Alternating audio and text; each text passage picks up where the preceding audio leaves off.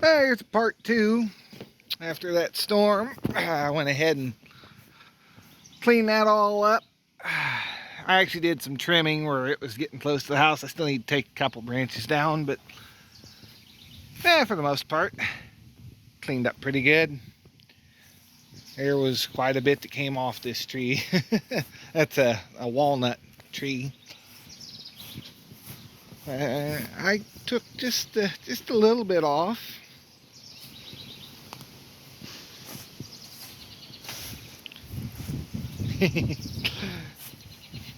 Quite a bit, really. I hate throwing walnut out, but I really got no use for it.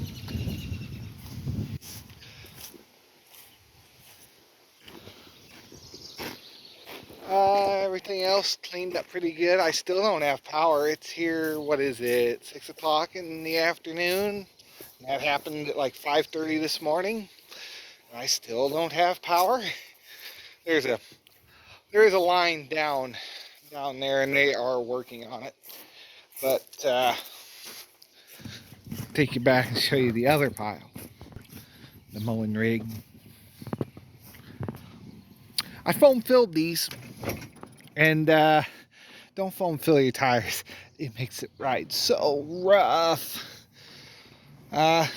But I'll either live with it or find another tire. I did put a spring right there. I drilled a hole, took a spring and cut it down.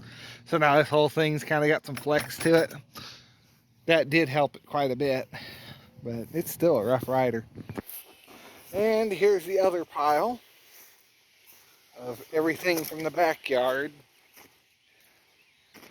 Just, okay, this little bit of dead stuff I had already piled up, but everything else was fresh from today.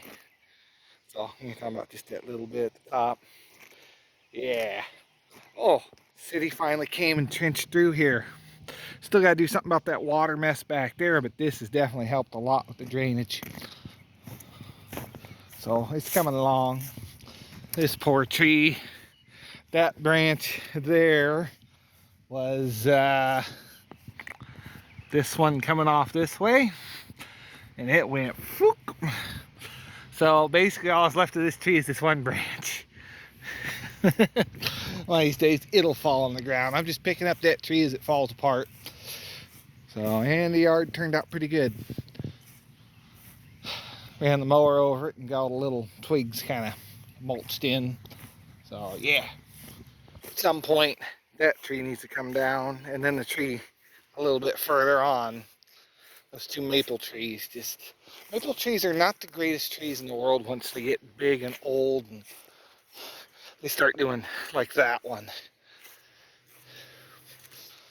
I like them, they're good shade trees, but these hickory trees, look at how big that thing is. They got little nuts, but it's bigger than what that thing is. They're probably close to the same age, and that thing is a lot bigger. There's another hickory.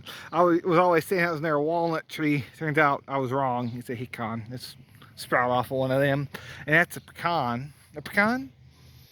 Oh, right? Persimmon. It's a persimmon tree. Gosh. All right. The shed project's kind of still up in the air. It's supposed to do a 40 by 30, or 40 this way, 30 wide. But I don't know. It's going to be building awful close to this. There's rock there.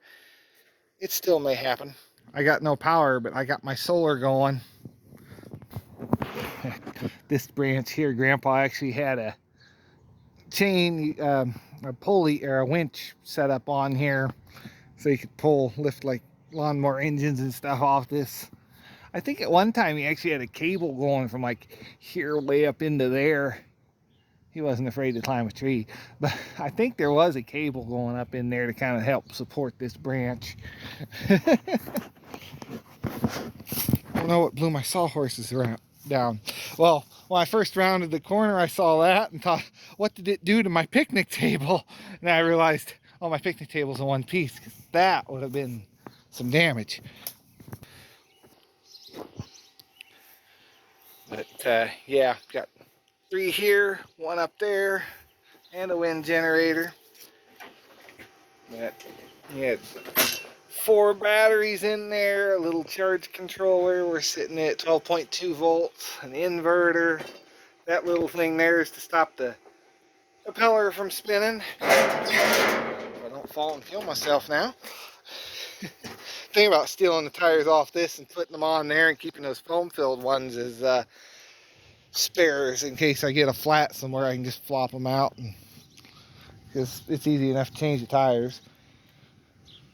I spent all that money to get those foam filled, and I'm just not happy with the ride.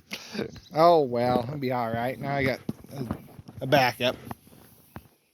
Yeah, future on the shed. I've got a lot of the material, but I still need post, and there's still going to be concrete, and they're building a new school here on the south end where I'm at.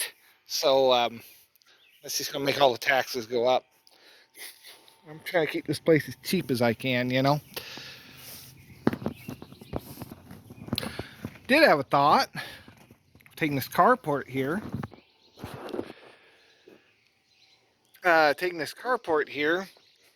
Extending it out, because right now I could have like my toolbox there and a project here, and then by the time you fill in a door here, you know, it's not a ton of space. I'm thinking about coming out 8 or 10 feet, like roughly here or so. I'd have from like here to here, roughly, extra. And enclosing it, insulating this with, it's called bubble, it's like bubble type insulation. Do that on the inside of this so it's kind of insulated, and maybe put some better foam board insulation up later. And I could have a heated and cooled shop that's not too huge, because what I'm wanting to do over here, that's going to take a lot more work to, you know, that's going to be like doing a house to keep that thing climate controlled. I could have this climate controlled fairly reasonably. So, I don't know, it's a thought.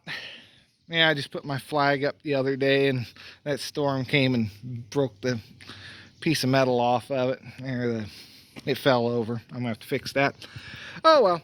All right, we'll see you in the next video. Thanks for watching, and have a great day.